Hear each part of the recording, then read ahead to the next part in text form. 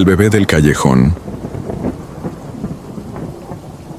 No sé exactamente por qué lo hago, pero aún después de todo, me cuesta dejar de contarlo.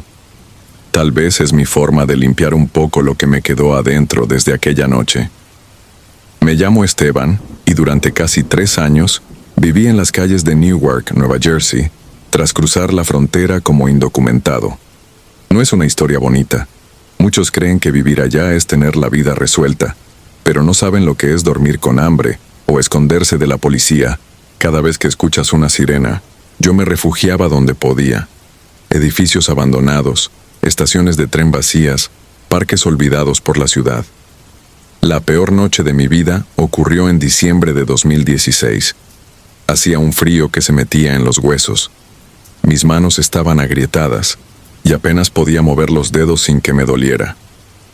Esa noche, como muchas otras, me tocó buscar comida en los basureros de un restaurante cerca del distrito industrial. Siempre había algo: pan duro, carne pasada, arroz frío, lo que fuera. Esa vez me acerqué al contenedor detrás de un restaurante chino que ya conocía. Estaba oscuro, pero había una farola parpadeando a unos metros, lo justo para no estar completamente a ciegas.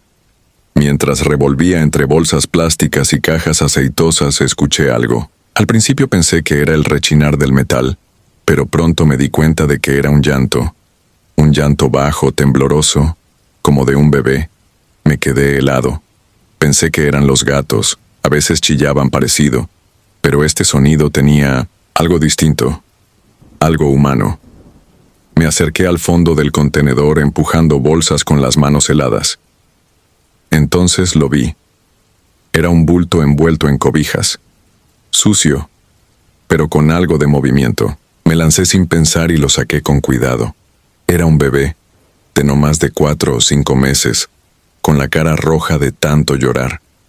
Al tenerlo en brazos, se calmó. Me miró fijo, con unos ojos grandes y húmedos. Había algo en esa mirada que me dejó inquieto, como si no correspondiera al cuerpo tan pequeño. Pero pensé que era el susto. Miré alrededor buscando a alguien, pero no había nadie. Solo la calle vacía, el viento silbando entre los edificios abandonados y yo, temblando. No podía ir a la policía. Era indocumentado y en ese estado te culpan de todo. Lo pensé rápido. Lo llevaría a un hospital más tarde, cuando la ciudad estuviera dormida. Por ahora, lo cuidaría en un lugar donde el frío no lo matara. Caminé, con el bebé envuelto en los brazos por varias cuadras, hasta llegar a un viejo almacén abandonado que conocía. La puerta trasera estaba rota, y por dentro se sentía menos el viento. Usé unos cartones y una cobija vieja que había guardado días antes. Lo acosté con cuidado. Se quedó dormido. Fue extraño. No volvió a llorar, ni se quejó del frío. Solo me miraba de vez en cuando, con esos ojos tan maduros. No sé cómo explicarlo. No eran ojos de bebé. Era como si me analizara, como si supiera quién era yo por dentro. Las horas pasaron lentas. El viento silbaba afuera como si algo rondara el edificio. El bebé seguía tranquilo, demasiado tranquilo. Cerré los ojos un momento. Tal vez dormí. No sé cuánto tiempo pasó, pero cuando abrí los ojos todo estaba en silencio. Ni el viento, ni los autos, ni mi respiración. Entonces, empezó el llanto de nuevo. Me incorporé de golpe. Pero esta vez no era un llanto de bebé. Era algo más profundo, más gutural, como un lamento viejo, cargado de años y angustia, un quejido salido de una garganta seca. Me acerqué al bebé con el corazón en la garganta.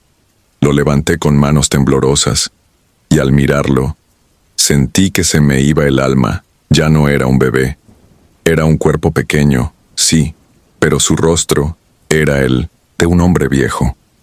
Arrugado, marchito, con las cuencas de los ojos hundidas y una boca temblorosa que exhalaba un aliento podrido. Me miraba. Me miraba como si me conociera, como si esperara algo de mí. Su voz, porque sí, emitía sonidos. Murmuraba algo entre dientes que no entendía. Lo dejé caer, no por crueldad, Fue el miedo. No pude evitarlo. El cuerpo golpeó el suelo con un sonido hueco, pero no lloró. Se quedó quieto. Cerró los ojos, y su rostro volvió a cambiar. Ahora parecía de nuevo un bebé, o algo parecido. Retrocedí, tropecé con los cartones, caí de espaldas. Me levanté como pude y corrí. No pensé en nada. Salí de ese almacén a medio vestir, descalzo, sin mirar atrás. No paré hasta llegar a la avenida principal. Dormí esa noche en una estación del metro, entre dos columnas, con la gente mirándome con asco. Pero no me importaba. Prefería sus miradas a estar otra vez con esa cosa. No volví nunca a ese callejón, ni al restaurante, ni a ese almacén. Cada vez que escucho llorar a un bebé, algo dentro de mí se aprieta. Cada vez que veo a un indigente con un bulto envuelto en cobijas, siento náuseas. Y cada vez que paso cerca de una iglesia abandonada, recuerdo lo que escuché después, meses más tarde, de otro vagabundo con la cara quemada por el sol.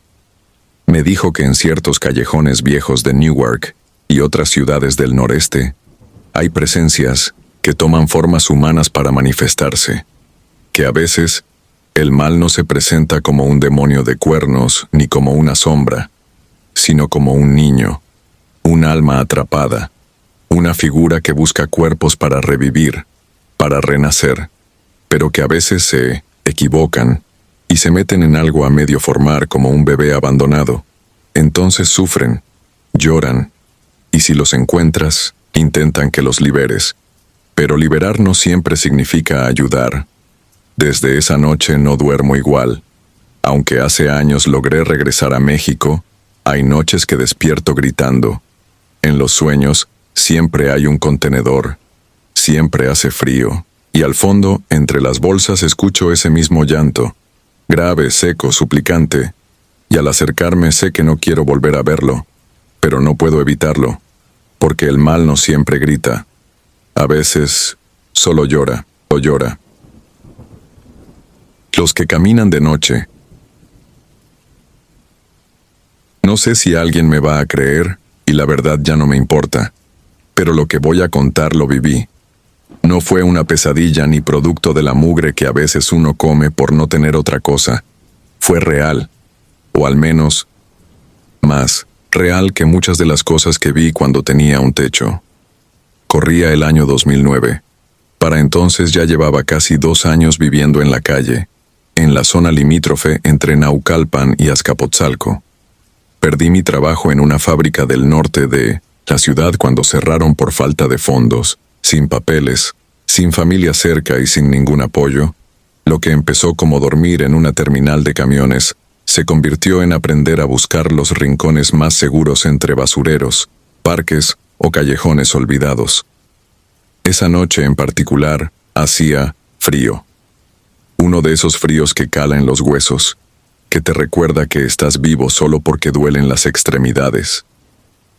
Estaba durmiendo en un pequeño parque sin nombre, uno que está junto a las vías del tren, rodeado por arbustos crecidos, sucios y maleza seca. Ahí nadie te molestaba salvo los borrachos o los que andaban igual que yo. Tenía mi cartón doblado, una manta vieja y un pedazo de pan duro que había guardado del mediodía. No sé exactamente a qué hora fue, pero me despertó algo. No un ruido fuerte, sino más bien la sensación de que no estaba solo. Una especie de opresión en el pecho, como si alguien me estuviera observando de cerca. Me quedé quieto escuchando. Por unos segundos solo escuché el crujir de las ramas con el viento, hasta que llegó ese sonido, unas voces, suaves, como cuchicheos. Al principio pensé que era gente caminando por la calle cercana, pero las voces venían de adentro del parque. Estaban demasiado cerca. Me incorporé lentamente, con el corazón palpitando. Me arrastré un poco, tratando de ver entre los arbustos, y entonces los vi. 3 figuras estaban reunidas junto a una estructura vieja de concreto, donde solía haber un columpio. Estaban de espaldas, pero me llamó la atención que se movían de forma muy rara. No parecían humanos. Eran más bajos, más delgados, pero su postura era demasiado erguida. Me acerqué un poco más sin hacer ruido, hasta quedar lo suficientemente cerca para ver bien. Ahí fue donde me paralicé. No eran personas. Eran 3 perros. Uno negro como la noche, y 2 más pequeños, de pelaje rojizo, con hocicos largos y ojos que brillaban a pesar de la oscuridad. Estaban parados en 2 patas. Parados. Uno de ellos gesticulaba con las patas delanteras como si estuviera explicando algo. Y todos, estaban hablando, no ladrando, no gruñendo, hablaban, palabras humanas, claras, con entonación. No, entendía lo que decían, pero sus voces eran masculinas, profundas. Una incluso parecía tener un acento que no podría ubicar. Uno reía, otro parecía contar algo, y el negro era el que dominaba la conversación. No sé cuánto tiempo estuve ahí, agachado entre los matorrales mordiéndome los labios para no gritar. Me dolía el pecho del miedo, pero no podía moverme. No quería, no debía. De pronto pisé una rama seca. Fue un crujido leve, pero suficiente. Los 3 voltearon al mismo tiempo. Ahí me vieron. Me vieron. Sus ojos, todos, brillaban con un tono amarillo enfermizo. Y sus rostros, Dios mío. Sus caras eran como de perros, pero también tenían algo humano. No sé cómo explicarlo. Las mandíbulas eran alargadas, pero sus cejas se fruncían como las nuestras. Sus bocas no se abrían, como para ladrar, sino como si estuvieran pensadas para hablar. El que estaba en medio, el negro, gruñó. No como un perro. Fue un gruñido bajo, gutural, como si viniera de alguien grande, de alguien viejo. Uno de los colorados hizo un sonido agudo, y los 3 comenzaron a caminar hacia mí. En 2 patas. No se arrastraban, caminaban, paso por paso, coordinados, en silencio. Nunca voy a olvidar el sonido de sus garras sobre el concreto sucio. Corrí. No sé cómo logré levantarme ni cuánto tiempo corrí. Solo sé que crucé la reja oxidada, me rasgué la ropa con los alambres y salí disparado hacia la avenida. No paré hasta llegar a una gasolinera donde pasé la noche sentado en la banqueta, temblando. Pasaron días antes de que pudiera dormir, no porque no tuviera dónde, sino porque tenía miedo de cerrar los ojos. No le conté a nadie. ¿Quién me iba a creer? Un indigente hablando de perros parlantes. Me habrían encerrado o golpeado. Con el tiempo volví a cruzarme con gente que vivía en la calle. Una vez, en un albergue temporal, conocí a un tipo que hablaba poco. Se notaba que le faltaban varios tornillos, pero una vez lo escuché decir algo que me congeló la sangre. Los perros que caminan, los que hablan, ya no son de aquí. No dije nada, pero desde entonces entendí que tal vez no era el único que los había visto. Poco después me alejé de la zona. Crucé hacia el sur y empecé a buscar otros lugares. Pero a veces, cuando la noche es muy callada y el viento sopla como cuchicheo, juro por todo lo que me queda que puedo oír esas voces. Voces que no deberían existir. Hoy tengo un trabajo aunque sea de medio tiempo.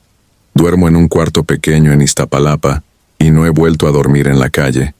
Pero cada vez que paso junto a un perro callejero, aunque sea uno viejo y flaco, me aseguro de que no me mire directo a los ojos. Porque si lo hace, siento que algo dentro de mí se quiebra. Como si esos ojos me recordaran que yo vi lo que no debía ver. Y lo peor es que siento que algún día van a regresar. El culto bajo el puente. Mi nombre es Jorge. A veces dudo en decirlo, no porque me avergüence, sino porque siento que ya no soy la misma persona desde aquella noche. Yo también viví en la calle. Caí ahí no por una tragedia repentina, sino por una suma de errores, malas decisiones y la constante ilusión de que mañana las cosas mejorarían. Año tras año, fui perdiendo todo. Primero el trabajo, luego el cuarto de renta, después los amigos y por último, la dignidad. Esto sucedió en 2009, cuando vagaba por el norte de Guadalajara, una ciudad enorme, pero que en la madrugada se convertía en un sitio fantasma, especialmente en las orillas del río Santiago. Había encontrado refugio debajo de un puente peatonal de concreto olvidado por todos, excepto por los indigentes y los adictos. No era el mejor lugar, pero al menos no me molestaba la policía ni otros vagos agresivos. Me gustaba porque el murmullo del río, aunque infecto y negro, me ayudaba a dormir. Su sonido constante tapaba el hambre, el frío y los recuerdos. Llevaba semanas durmiendo ahí. Lo llamaba mi cueva, aunque estaba a la intemperie. Tenía un colchón viejo que había arrastrado desde un baldío y una cobija que olía más a humedad que a tela. Esa noche, lo recuerdo bien, el aire estaba inmóvil y caliente. Algo en el ambiente era extraño. No había viento, ni grillos, ni el zumbido habitual de los insectos del río. El silencio era tan denso que se sentía como si el mundo se hubiese detenido. Me acosté mirando las vigas del puente, esperando que el sueño llegara, pero algo no me dejaba cerrar los ojos. Era como si me espiaran desde la oscuridad. Debí quedarme dormido un par de horas, porque cuando abrí los ojos, la luna ya estaba en su punto más alto. Escuché un maullido, primero bajo, casi lastimero, luego más agudo. Era el gato gris que solía rondar por ahí. A veces lo alimentaba con lo que encontraba en la basura, pero esta vez no parecía estar buscando comida. Estaba tenso, con el lomo erizado y la mirada clavada en la parte superior del puente. Fue entonces cuando escuché pasos, no uno o dos, muchos. Lentamente, como si pisaran con una solemnidad enfermiza. Desde donde estaba, podía ver las siluetas pasando sobre mí. Eran figuras humanas, todas cubiertas con capas largas y capuchas oscuras. Al principio pensé que era alguna procesión religiosa clandestina, pero no llevaban velas, ni cruces, ni cantaban. El silencio era absoluto. Lo único que rompía esa quietud era el eco de sus pisadas sobre el concreto y el ronroneo bajo del gato, que de pronto se agazapó y huyó. Me incorporé un poco, con cuidado de no hacer ruido. Desde mi posición podía ver que los últimos de aquella procesión llevaban cargando algo. Era una figura. Al principio pensé que era una estatua de yeso o madera, pero la forma era demasiado grotesca para cualquier escultura religiosa. Era un cuerpo humano, robusto y alzado en una especie de trono improvisado, con la cabeza de un macho cabrío. Tenía cuernos enormes, curvados hacia atrás como espirales de metal oxidado, y la boca abierta mostrando dientes largos, como si estuviera gritando. El cuerpo estaba cubierto de sangre seca. No era una pintura, estoy seguro. El olor metálico lo delataba. No eran actores, ni gente disfrazada. No es ahora, no ahí. Intenté moverme, pero mi cuerpo no reaccionaba. Era como si una fuerza invisible me hubiera atado al colchón. Apenas podía respirar. Era esa sensación parecida a la parálisis del sueño, pero con los ojos bien abiertos. El miedo me caló los huesos. Me puse a rezar, no por devoción, sino por desesperación. Repetía en murmullos el Padre Nuestro, aunque me saltaba partes. El terror me hacía olvidar palabras. Ellos siguieron su camino sin voltear, desapareciendo, entre los árboles al otro lado del puente. Apenas se esfumó la última silueta, el ambiente se liberó, como si se rompiera una barrera invisible. El aire volvió a fluir. El zumbido lejano del río regresó.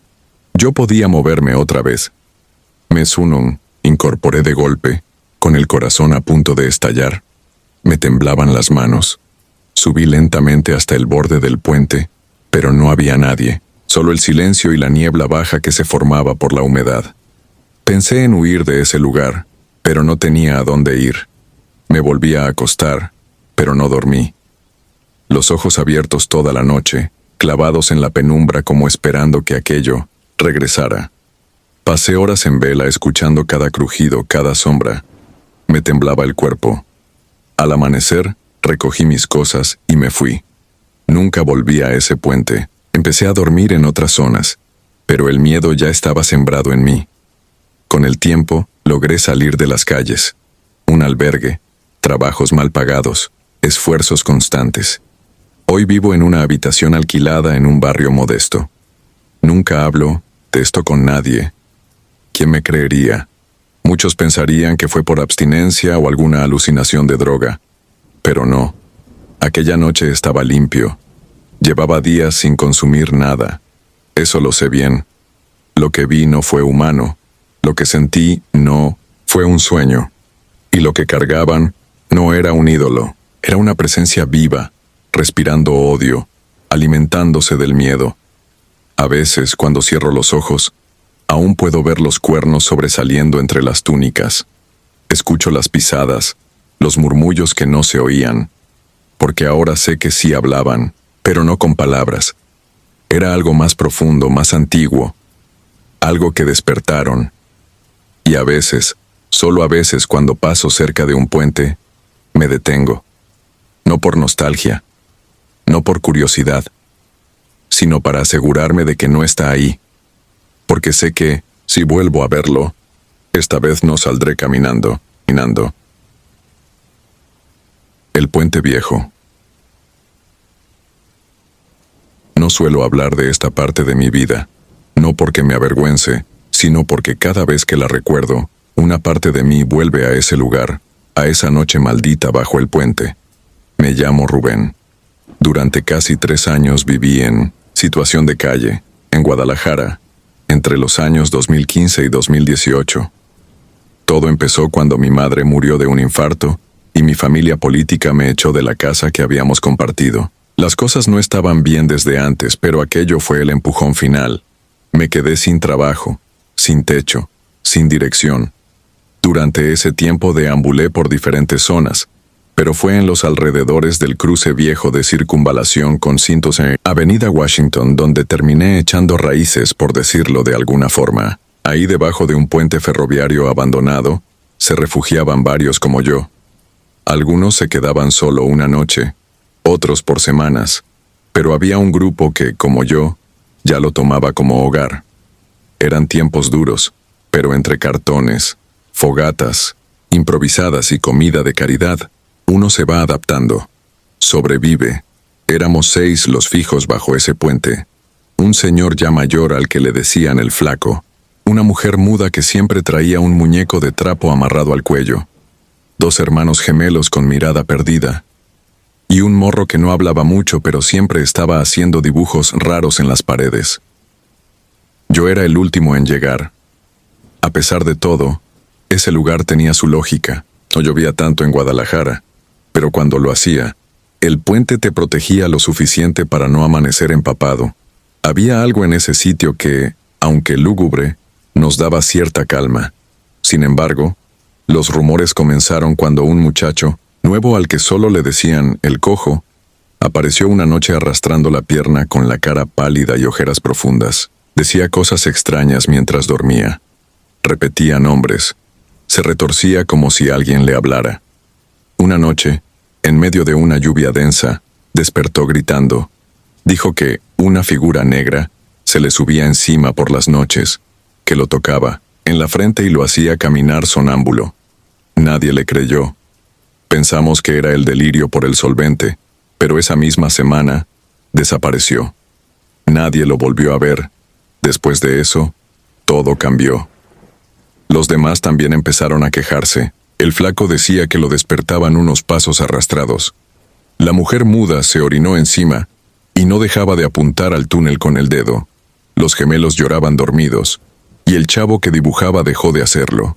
Solo pasaba el tiempo mirando las sombras en los muros del puente. Yo intentaba mantenerme firme. Siempre me mantuve al margen de las drogas, del alcohol, no por juicio moral, sino por miedo. Sabía que si caía en eso, no saldría. Pero la noche que todo ocurrió, ni eso me salvó. Llovía sin parar. La ciudad parecía ahogarse. Habíamos logrado encender unas velas rescatadas de un altar callejero. Las habíamos puesto dentro de frascos para que no se apagaran. Aún recuerdo el olor a cera y humedad. Yo me recosté sobre un cartón seco, intentando dormir. Cerré los ojos escuchando el sonido constante del agua cayendo.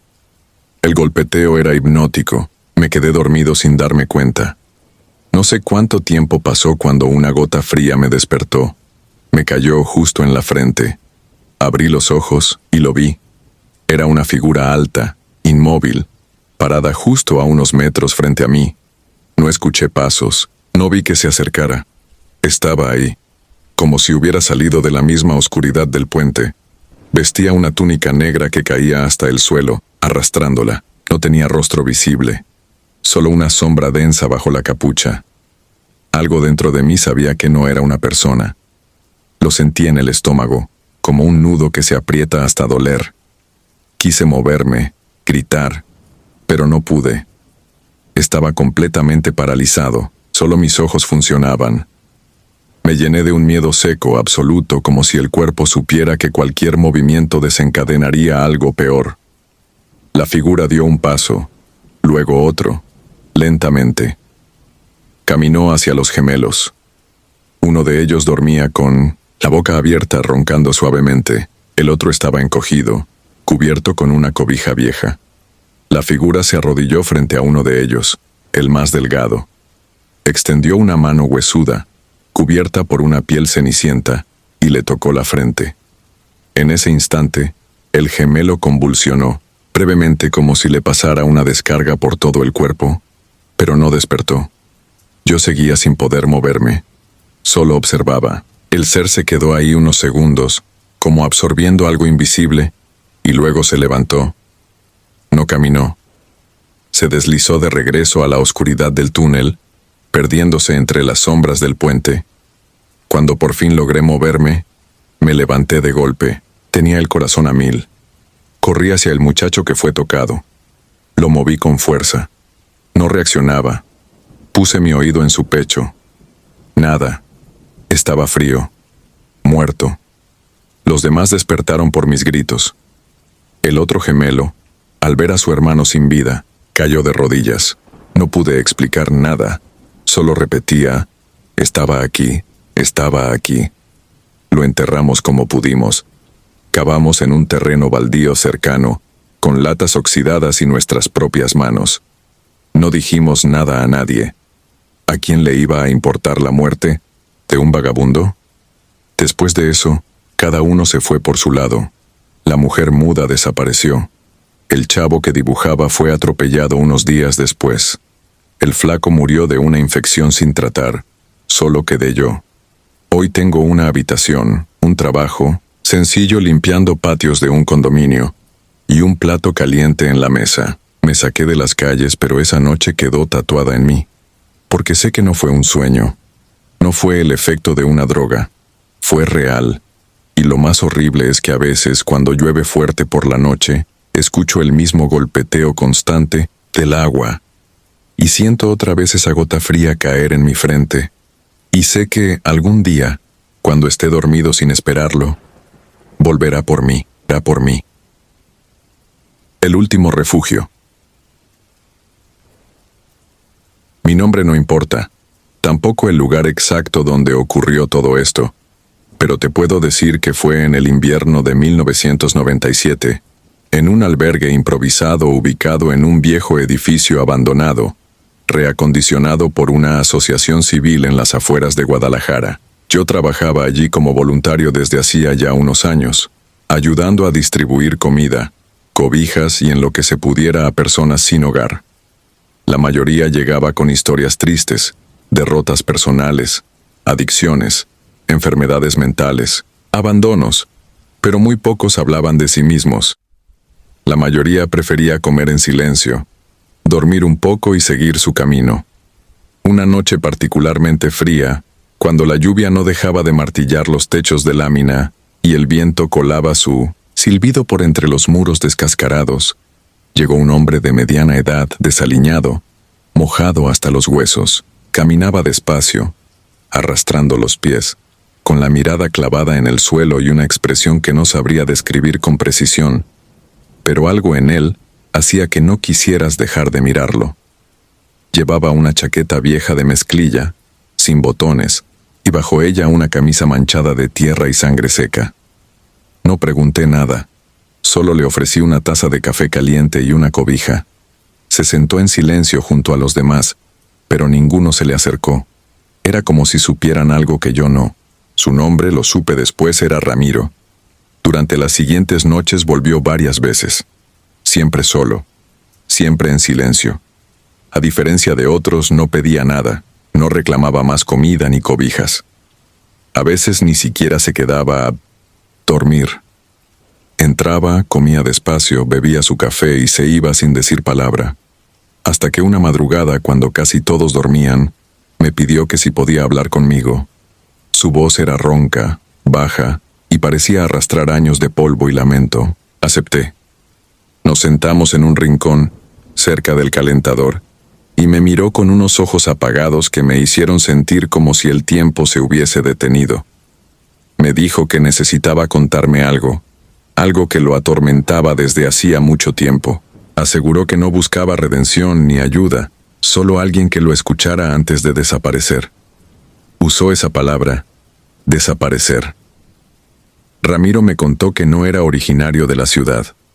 Había nacido en un rancho al norte de Zacatecas, en una familia, adinerada gracias a la ganadería y a ciertos negocios que no quiso detallar. Dijo que su familia vivía en una hacienda antigua, enorme, rodeada de tierras que se perdían en el horizonte. Su vida era cómoda, pero también solitaria. Su padre era un hombre severo. Su madre murió cuando él tenía 10 años, y sus hermanos mayores lo trataban como un estorbo. A los 23 años, la envidia y el resentimiento que sus vecinos sentían por su familia llegó al límite. Ramiro relató que una noche, mientras dormían, alguien prendió fuego a los establos y a la casa principal. Las llamas se propagaron con rapidez. Él despertó por el grito de una sirvienta que corrió envuelta en llamas frente a su puerta. Dijo que esa imagen no lo abandonaba nunca. Trató de salvar a su padre, pero el humo lo venció. Logró escapar por una de las ventanas traseras y huyó, descalzo y con la ropa ardiendo. Mientras escapaba por el monte, tropezó con un anciano del pueblo, uno de los que había amenazado a su padre en el pasado por disputas de tierra. El anciano trató de detenerlo, gritándole que él también debía pagar por lo que su familia había hecho. Ramiro, en estado de pánico, lo empujó. El viejo cayó hacia atrás, golpeándose la cabeza con una roca. Murió al instante. Ramiro huyó sin mirar atrás. Dijo que no supo más de su tierra ni de los que quedaron. Pasó años caminando de pueblo en pueblo, de ciudad en ciudad. Cambiaba de nombre, dormía en las calles, trabajaba por comida, evitaba la policía. No tenía papeles, ni documentos, ni familia. Lo había perdido todo, incluso el deseo de vivir. Lo único que le quedaba era la imagen de los cuerpos en llamas y el sonido de los huesos rompiéndose al caer aquel viejo. Mientras hablaba, Ramiro nunca lloró. Tampoco mostró rabia o tristeza. Era como si los sentimientos se le hubieran secado por dentro. Me dijo que desde aquella noche algo lo seguía.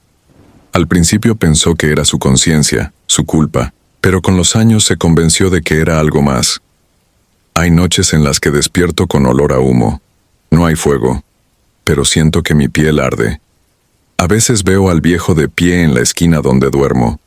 No dice nada. Solo me mira. Cada vez se acerca más. Me estremecí. Su voz era tan neutra, tan carente de emoción, que el relato parecía más real. Le pregunté si había buscado ayuda espiritual, religiosa, psicológica. Me dijo que no, que ya no quería huir, que solo quería que todo acabara. Esa fue la última noche que vi a Ramiro. Nadie más lo volvió a ver. Algunos decían que se había ido a otro albergue, otros que se lo había llevado la policía. Pero yo sabía que no era eso. Sabía que lo que lo perseguía finalmente lo había alcanzado.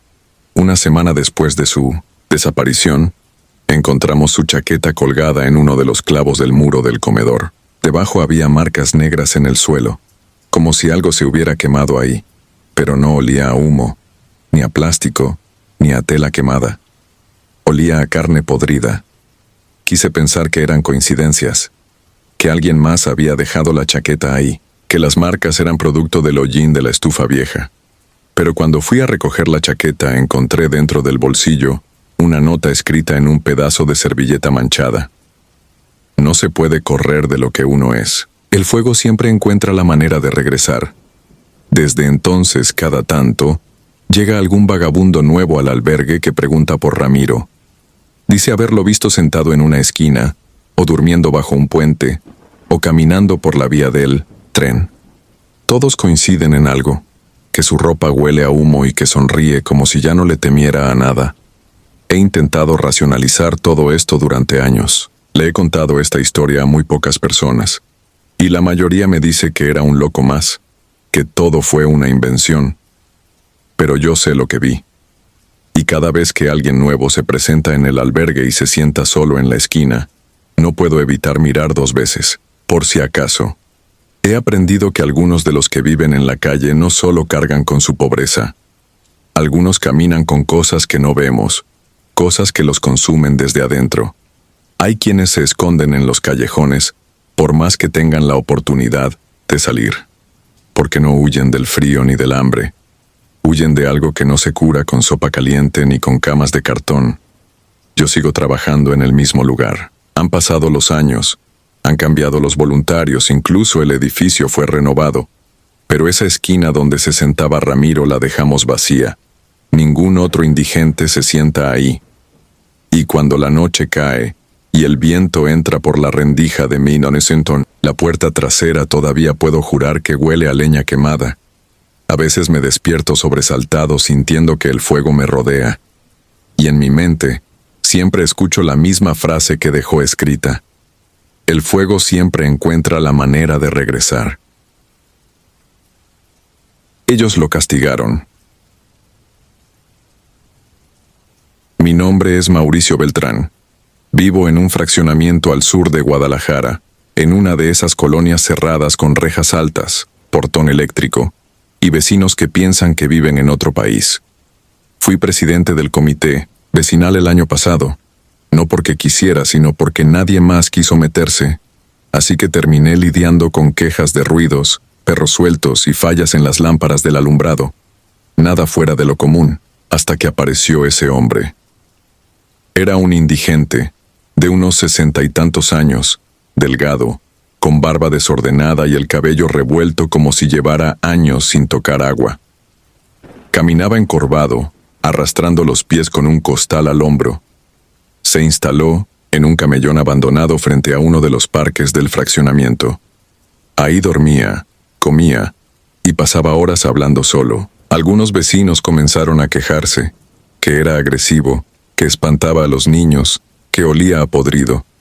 Pero otros aseguraban que era tranquilo, que solo recolectaba botellas para vender y que no hacía daño a nadie. Yo, sinceramente, no le veía problema mientras no cruzara la reja del fraccionamiento. Pasaron las semanas y comenzaron a suceder cosas extrañas. Primero los gatos. Uno desapareció, luego 2. A la tercera semana, ya se hablaba de al menos 9 gatos extraviados. Todos tenían dueños, todos eran parte del vecindario. Algunos vecinos estaban furiosos, otros preocupados. Entonces surgió el rumor. El viejo del costal se los estaba llevando. El hijo de uno de los vecinos del comité juró haberlo visto guardando a un gato dentro de su costal, con las patas aún moviéndose. Eso encendió todas las alarmas. Lo confrontamos frente al parque una tarde. No dijo mucho. Solo negó todo con la cabeza agachada y los ojos apagados. Parecía más cansado que molesto, como si ya hubiera escuchado ese tipo de cosas muchas veces. Lo registramos por encima, pero no encontramos nada incriminatorio. Una vez más, todo quedó en el aire. Pero el ambiente cambió. A partir de esa noche, la colonia se volvió extrañamente silenciosa. Los gatos dejaron de maullar. Era como si algo o alguien estuviera conteniéndolos, o haciéndolos desaparecer del todo. Una semana después, en plena madrugada, mi teléfono sonó. Era Jorge, uno de los vecinos de la calle 9. Me dijo que escuchaba ruidos espantosos afuera, como gruñidos de animales y un grito humano. Según él, venían del lote baldío entre la última casa del fraccionamiento y el muro perimetral, justo donde no hay farolas, y el terreno está lleno de maleza. Me vestí a toda prisa. Llamé a la policía y luego a 2 vecinos para que me acompañaran. Armados con linternas y una navaja oxidada que guardaba desde hace años, salimos hacia el lugar. El aire estaba denso. Olía a tierra húmeda y carne vieja. Mientras más nos acercábamos al terreno, más fuertes se escuchaban los sonidos. Un chillido ronco como de un animal herido, mezclado con jadeos humanos. Algo no estaba bien. Al llegar, iluminamos con las linternas lo que había al fondo del terreno. Nunca podré olvidar lo que vi. Una docena de gatos estaban agrupados en círculo, algunos trepados en los restos de un sofá viejo, otros encima de algo o alguien. Cuando la luz les dio directo en los ojos, todos voltearon al mismo tiempo. Sus pupilas brillaban con una intensidad antinatural, como si fueran brasas encendidas. Pero no huyeron. Nos miraron, fijos, como si supieran que ya no podíamos hacer nada. Uno de los vecinos, espantado, lanzó una piedra. Los gatos salieron corriendo en diferentes direcciones, dejando a la vista lo que ocultaban. Ahí estaba el indigente, tirado en el suelo, con el torso desgarrado, el estómago abierto por completo.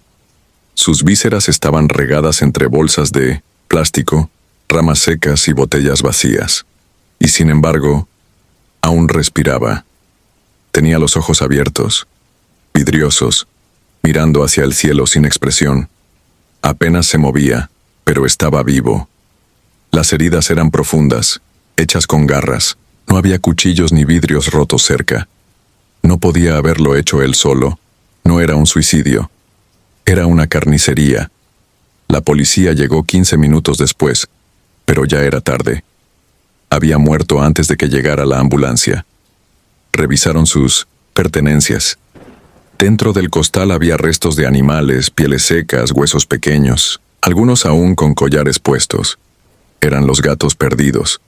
Al parecer los había estado cazando para, no sé, quizás vender la piel, quizás comérselos, quizás por algún motivo más retorcido. Nadie supo exactamente por qué. El reporte oficial indicó que murió por heridas múltiples provocadas por animales. Caso cerrado. No hubo investigación a fondo. Nadie en la colonia quiso profundizar. Nadie volvió a mencionar el tema. Solo se pusieron más cámaras de vigilancia y rejas más altas. Como si eso pudiera protegernos de algo así. Pero yo no olvido. Porque desde esa noche, los gatos volvieron. No los mismos, pero otros. Nuevos. Muchos. Y todos rondan cerca del parque donde él dormía. No tienen dueño. No se dejan tocar. Se agrupan cuando nadie los ve y desaparecen cuando alguien los busca. Y por las noches se escucha de nuevo ese chillido agudo. Ese que nadie quiere admitir que oye.